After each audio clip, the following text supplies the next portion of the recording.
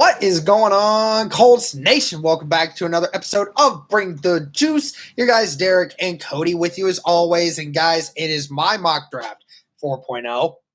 This is right after Cody's, so make sure to check that one out. But before we get into this, just want to say that today's episode is presented by PrizePicks. Go to prizepicks.com or use the mobile app today. And be sure to use the code BTJ for a $100 deposit match when you sign up. But guys, yeah, this is the last mock draft as we enter into draft week. And my first pick here with the Indianapolis Colts first pick at 15, I have us selecting Brock Bowers, tight end out of Georgia. I will never hop off the Brock Bowers hype train. If the Indianapolis Colts stay at 15, that is probably one of the three guys that I anticipate could potentially be there that I would stay at 15 for. And Brock Bowers, I just feel like if you brought him in to this offensive system with the way Shane Steichen likes to run it, I think that it would end up being a fantastic move by the Indianapolis Colts. What do you think there, Cody? Brock Bowers at 15? I'm shocked, Derek. You took Brock Bowers. I mean, holy cow! We've never talked about Brock Bowers before. We never talked about Brock Bowers. No, not shocked at all that you took Brock Bowers here, especially if he is available. Which that is a big if, right? We don't know if he's going to become available, but if he is, like in the scenario that you were in, I mean, absolutely, you'd love to add him to this room. I mean, yeah, realistically, like we like this tight end room, but Brock Bowers is just a different type of player that the Colts honestly haven't invested in this type of way. You know, Jelani Woods is the only guy they've invested anywhere near this, and that was in round number 3. So definitely love Brock Bowers here if he is available for Indianapolis. You know, not necessarily the biggest tight end, but he is literally, Derek, for me, less about what position he plays and more about the type of player that he is, right? Is like tight end might not necessarily be like in your top 5 needs, or probably top 5, but maybe not your top 3 needs, but when you look at the need for the Indianapolis Colts and just what Brock Bowers could be as a player and will be as a player, I mean, you pair him with Jelani Woods if he is fully healthy, which seems like he is. I mean, that is a mismatch nightmare. I mean, bro, you can do so many things with those packages with Brock Bowers, and he can do a little bit of everything. So I am totally on board. And we see, Derek, a lot of people maybe undervalue tight end, and I think tight end is the position you just can't afford to do that in. And we see some of the best teams in the NFL. What's one of those trends? While you do maybe have a good offensive line or defensive line, one of those things that we don't talk about is a lot of these teams have really good tight ends that they can throw the ball to and consistently get open. And so Brock Bowers is one of those guys that I think has the opportunity to do that. I mean, we saw what he did at Georgia. I mean, this dude is just on another level when it comes to tight end. And especially because this tight end class outside of Brock Bowers really isn't that great. It's really not. I think it's Brock Bowers and then day 2, day 3 maybe. Like, so Brock Bowers is far and away the best tight end prospect in this class. But even so, he's one of the best players in this class. So if he does fall to 15 somehow, I think that certainly would be a massive win for Indianapolis just to get a guy like Brock Bowers that would immediately come in and have an impact on the offense. Yep. And again, people look way too much into the position rather than the fact that the Colts just need weapons. And Brock Bowers 100% can be a weapon in this system if used properly, just like anyone else. So there's that. And I actually have the Colts doubling down on offensive weapons. I think I have taken this guy in, I think, at least the 2 of the other 3 mock drafts that I've had, but I refuse to go off of this guy if he's there at 46. And I'm going to go with Xavier Legette, wide receiver out of South Carolina. I just can't go away from him, Cody. He's just the prototypical, exactly what Chris Ballard likes in a wide receiver. The big, strong, athletic wide receivers that can do a little bit of everything. He's got a better route tree than Alec Pierce did coming out of college. And I just look at it and say, this is a guy that fits the bill of what Chris Ballard's looking for. You already have your slot guy in Josh Downs. Xavier Legette can legitimately go out there and compete for that number 2 wide receiver position right away. That's how good he can actually be. So I have Xavier here at 46. I mean, I know we've talked about him so many times already through these mock drafts, but what do you think of that? Yeah, I mean, the explosion is off the charts. There's no question about it. I mean, this dude is probably about as athletic as they come when it comes to wide receiver. He's got the size. He's got such a wide catch radius as well. I mean, this is just like one of those guys that you're like, is this guy built in a lab? Like, it seems like he's that type of guy that just has so many things as a wide receiver physically that you really, really like. Now, there is a reason why he did fall all the way, to round number 2. Some of those things that he just needs to work on. He just needs to work on his craft a little bit more as a wide receiver. He still is raw in certain areas, but I mean, there's no denying that Xavier Legette is a legitimate stud when it comes to the physical traits. So absolutely, we know how much Chris Ballard likes to go after some of these guys, and he is kind of that. He kind of is that Iraq guy. He's that guy that will make yards after the catch. And that's exactly what the Indianapolis Colts lack currently at their wide receiver. So, I mean, I think just from that standpoint, that fits the bill for what Shane Steichen and the Indianapolis Colts would want in a wide receiver. Yep. And I think another reason why he went down so far in the second round was also because of the knee injury he was just coming back from. But we've seen some workout videos. He looks just fine right now. So doesn't seem to be too bad in that regard. But let's go ahead and move on to round number 3 here. I have the Colts finally dipping into the defensive side here. A safety as well, Cody. So matching you here with the safety market in the 3rd round. But it's not Cole Bishop. It's actually going to be Jaden Hicks, safety out of Washington State. Now, for some people, that might potentially be a little bit early, but he is 6'1", 210 pounds, and has an RAS score of an 8.97. So again, a very athletic, big size safety. Had a very productive last couple seasons. Just a really big guy, but he's also really good at marching down the field and actually coming downfield and making tackles. That's where he makes his bread and butter, is being in that sort of aspect. So, maybe the Colts decide to move Julian Blackmon back to free safety and make this guy the strong safety in that role. Or they can use him as a 3rd safety in certain packages, and he can become more of a blitzer. I think that that's just one of those things where, kind of exactly what we thought Nick Cross eventually could become for like coverage wise. I think Jaden Hicks has a lot more of that in him when regarding to making tackles downfield. So I think that Jaden Hicks could be a really interesting prospect here at 82. What do you think? I think it's a little high for me, to be honest with you. I understand the physical traits, but I don't know. I have to wonder if there's a better use here in round 3 than going to safety, especially one that's not really free safety. I know I took Jaden Hicks in my previous mock draft. I think I took him. I don't know if I took him round 3 or round 4. But as I've thought about it a little bit more, I'm like, I don't know. I don't know. I want a guy that's going to play free safety, I guess, and know that he's going to compete in there for free safety, which is why I kind of went back to a guy like Cole Bishop, who I believe has a little bit more of those abilities, overall. But no doubt. I mean, he is like a linebacker in a safety's body. I mean, he really does. He has a lot of those physical tools, while maybe not super, super athletic compared to some other safeties here in this class. He still does have a lot of those physical traits. I mean, he's just a big player in general.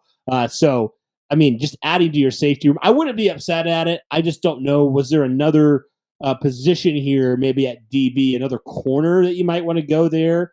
So that's kind of where I stand on it. But again, I don't argue that Jaden Hicks has a potential to be a good player. I just don't know if it's necessarily a need. I'm not really a huge fan of moving Blackmon back to free safety again.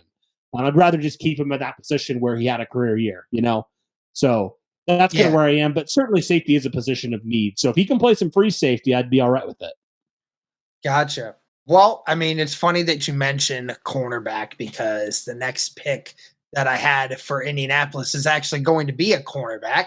And I am again choosing Jerrion Jones, the cornerback out of Florida State.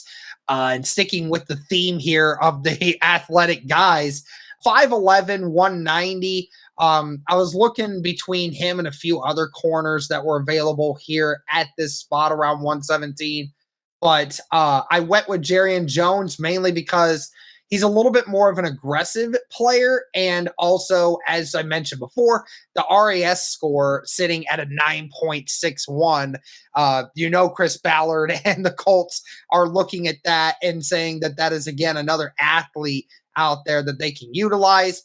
He is 5'11, 190. So, about your average corner height right there and size. So, nothing spectacular in regards to speed and weight and whatnot and height. But as far as an athlete's wise goes, definitely has it and will 100% be someone that can run out there and compete for depth in that role. So, what do you think of Jerrion Jones? Yeah, I think we talked about him before, but yeah, definitely got the skills you're looking for, the size, the athleticism, the competitiveness. So yeah, I mean, just adding it. I personally probably would have added a corner a little bit earlier, but I totally understand your rationale there of going a couple different positions, going more offense in the first couple rounds, and then going defense in back to back rounds. And so I won't be upset about addressing the secondary, especially with back to back picks. That's for sure. And I think Jones has the potential to come in and compete right away for that number 2 outside corner because he, just is that type of player that I think can compete and seriously challenge some of these other young corners the Colts have. So not upset about that at all. The fact that you added a corner here probably would have gone a hair earlier if I were you, but you know what? Like Jerrion Jones in his own right, he's got a lot of things that you like. So I'm good with that pick. As we said, guys, today's episode is sponsored by Prize Picks. Now, what is Prize Picks? Prize Picks is the largest daily fantasy sports platform in North America.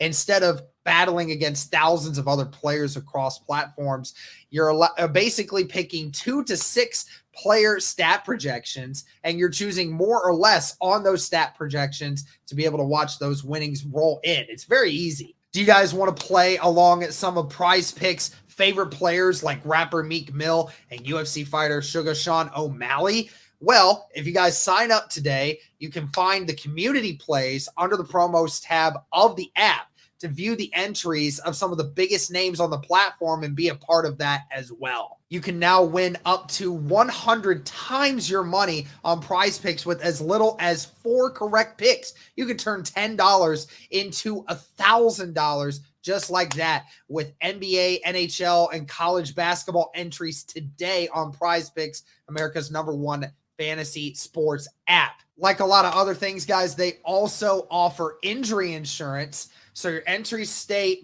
in play even if one of your players gets injured. So if someone exits the game in the first half and does not return in the second, that player projection won't count against you and the rest of your entry stays live. So it's great bounce back for that one. What I love about the app as well, guys, is it's not just sports like NBA, NHL, football, and tennis, and baseball, and all these other things, but there's also a lot of others that go into it as well. If you like to place entries on video game situations like Call of Duty, CS2, Apex, if that's something that appeals to you, there's a wide variety of sports and video games and everything else that you can place entries on. And I love how expansive it is. Even just looking at the NBA, there's entries you can make with turnovers, with points. You can do combo deals, dunks, field goals attempted, all these different things. So there's just so many different ways to make money off of these entries. Be sure to download the app today and use code BTJ for a first deposit match up to $100. Again, download the app today and use code BTJ for a first deposit match up to $100. Again, it's sponsored by Prize Picks. Pick more, pick less. It's that easy. All right, and then the Indianapolis Colts will go into the offense again, and This is a guy that I think you and I have both had on our mock drafts at least once or twice so far throughout this. And again, it's another player that I just can't like see myself going away from if he was here in the fifth round. And that is Isaac Guerendo, the running back out of Louisville. Again, what is there not to like about Isaac? With being the size and the athlete that he is, 6 foot, 220 pounds, but an RAS score of a 9.9. I mean, goodness gracious, what more could you possibly want? And even in production wise, what I think in total he had 13 or 14 touchdowns last year as both a runner and a receiver. So this is a guy that not only has the athletic traits and the size to go with it, he has the production. He's shown you that he can be productive in any role you need him to be.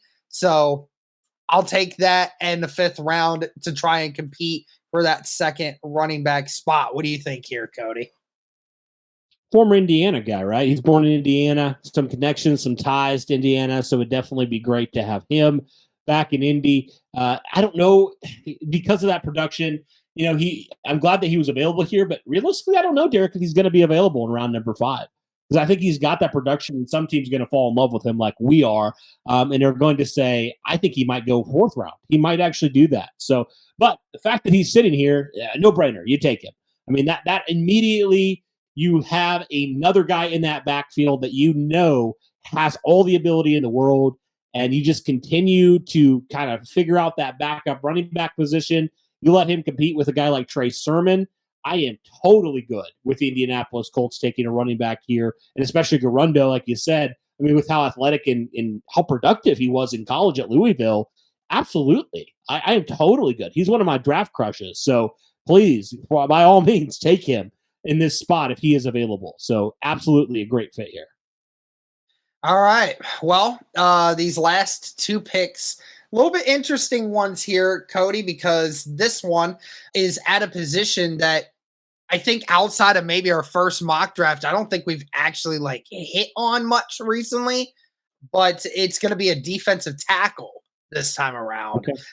So I have Gabe Hall, defensive tackle out of Baylor, going to be going here at the 6th round. 6'6", 291 pounds with an RAS score of a 9.25.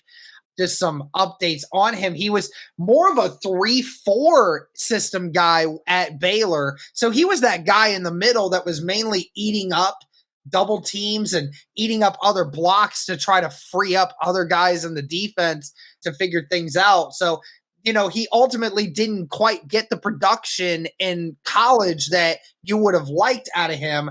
But they did say he was a lot more impactful when they were playing in a 4-3 scheme at times, and he moved over to that 3 tech to go up more against guards rather than trying to eat up blocks in the A gap. So that was much of a difference there. And they said he doesn't have insane speed and flexibility to be a great pass rusher, but he has a ton of energy and he's got a tremendous hustle. So they look at him as a very great run defender for a day 3 guy. What do you think here of Gabe Hall in the 6th round? Definitely could be a guy that could compete and potentially kick off a guy like Taven Bryan from the roster, kind of as that backup 3 tech, right? That's kind of what my mindset went to immediately.